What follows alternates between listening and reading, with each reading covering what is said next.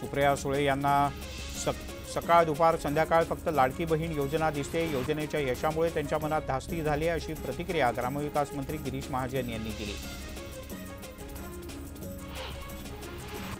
भाजपच्या नेत्या चित्रा वाघ यांनी ट्विट करत सुप्रिया सुळे यांना उत्तर दिलंय। 110 कोटी रुपयांची वांगी दशा फक्त तुम्हीच पिकवू शकता, त्यामुळे खोटे स्क्रीनशॉट तयार करण्यात तुमचा हात कोण पकडेल?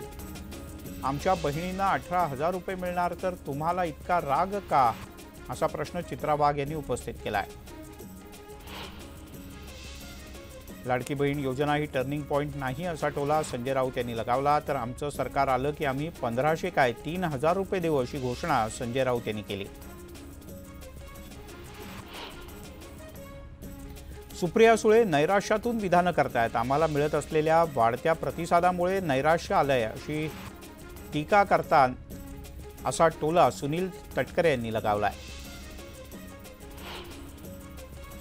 अमरावतीमध्ये लाडकी बहीण योजनेचे पैसे महिलांच्या खात्यात जमा झाले, त्यामुळे अमरावती पोस्ट ऑफिस कार्यालयात पैसे काढण्यासाठी मोठी गर्दी झाल्याचं पाहायला मिळालं। 2 महिन्यांचे पैसे महिलांच्या खात्यात जमा झाले, त्यामुळे महिलांनी मुख्यमंत्री एकनाथ शिंदे यांचे आभार मानले। शहापूर तालुक्यातील महिलांच्या खात्यावर लाडकी बहीण योजनेचे पैसे जमा झाले, त्यामुळे पैसे काढण्यासाठी वाशिंद इथल्या बँकेत महिलांनी मोठ्या प्रमाणात गर्दी केल्याचं पाहायला मिळालं।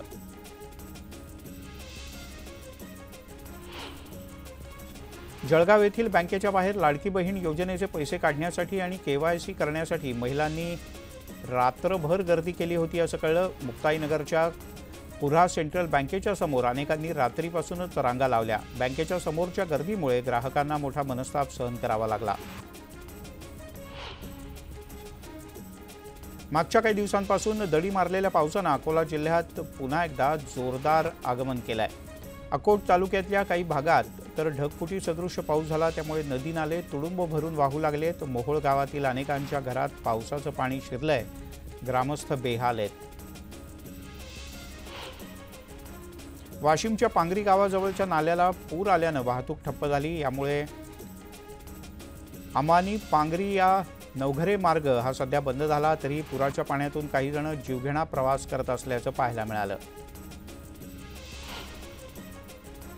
वाशिमच्या कामरगाव, वनोजा, शिरपूर, अडोळी आणि रिसोड या भागात पावसानं जोरदार हजेरी लावली।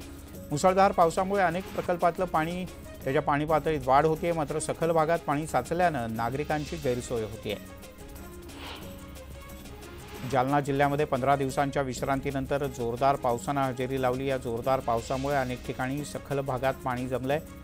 15 दिवसानंतर झालेल्या मुसळधार पावसामुळे पिकांना मात्र मोठा फायदा होणार आहे।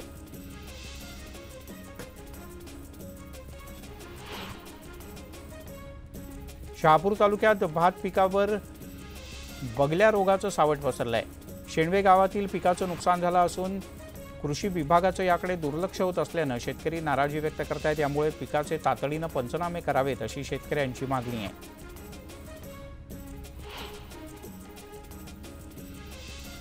उल्हासनगर शहराला पाणी पुरवठा करणारी जलवाहिनी फुटल्यानं लाखो लिटर पाण्याची नासाडी झाली।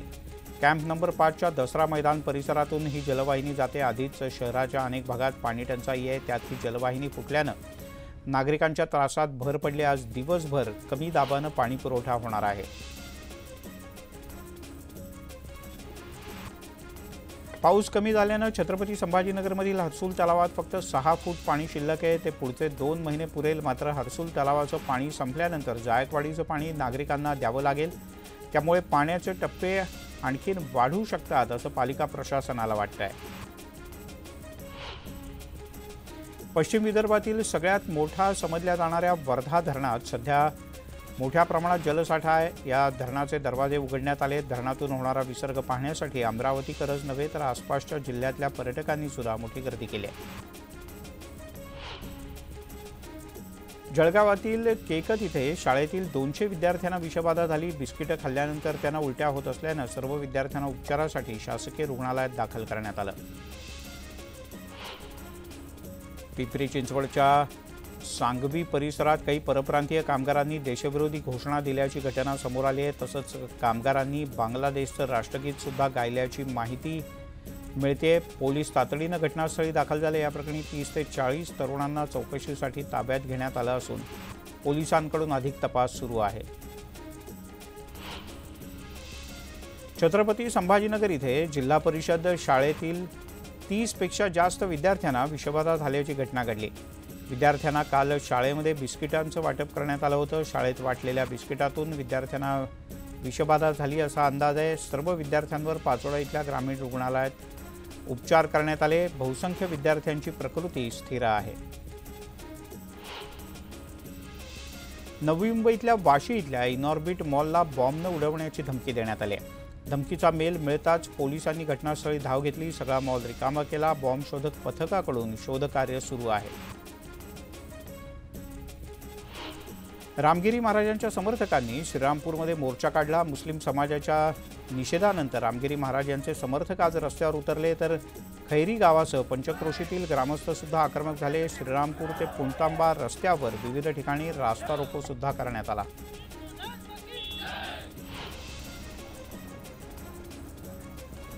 यवतमाळमध्ये शेतकऱ्यांचा जन आक्रोश मोर्चा निघाला। कर्जमाफी, नुकसानीची मदत, पीक विम्याचा लाभ यासह विविध समस्यांसाठी आर्णी तहसील कार्यालयावर हा मोर्चा धडकला। या मोर्चात पारंपरिक वेशभूषेत शेतकरी सहभागी झाले होते।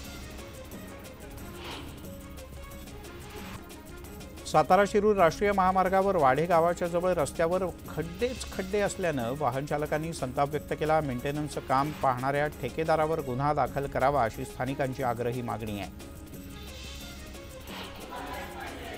पिंपरी चिंचवड शहरातल्या रस्त्यावर खड्ड्यांचं साम्राज्य पसरलंय। त्याच्या निषेधार्थ शरद पवार गटानं पालिकेसमोर आंदोलन केलं। रस्त्यावरचे खड्डे लवकरात लवकर बुजवण्यात यावेत अशी मागणी यावेळी करण्यात आली।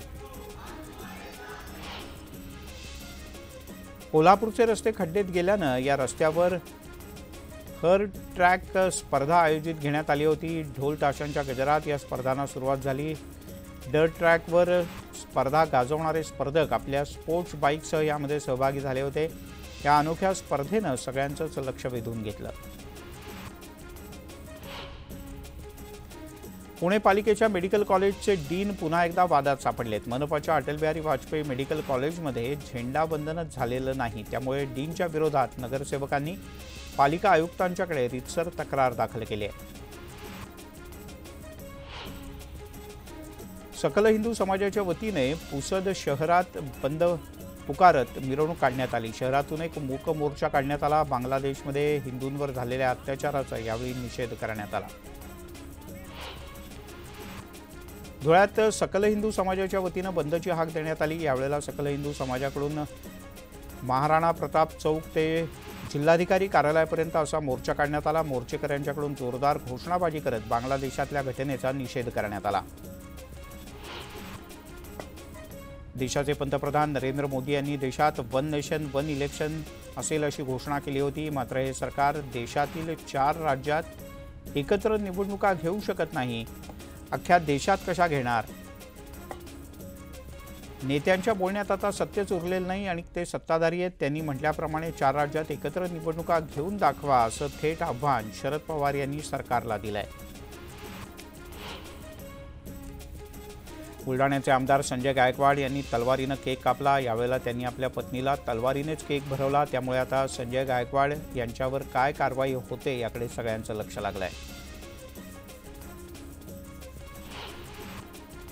तलवारीनं केक कापल्यानं आमदार संजय गायकवाड चर्चेत आलेत। यावरून आता विरोधी पक्षनेते विजय वडेट्टीवार यांनी सोशल मीडियावर एक पोस्ट शेअर केली आहे। सत्तेचा माज काय असतो याचं प्रदर्शन शिवसेनेतले आमदार वारंवार करत असल्याची टीका त्यांनी केली आहे।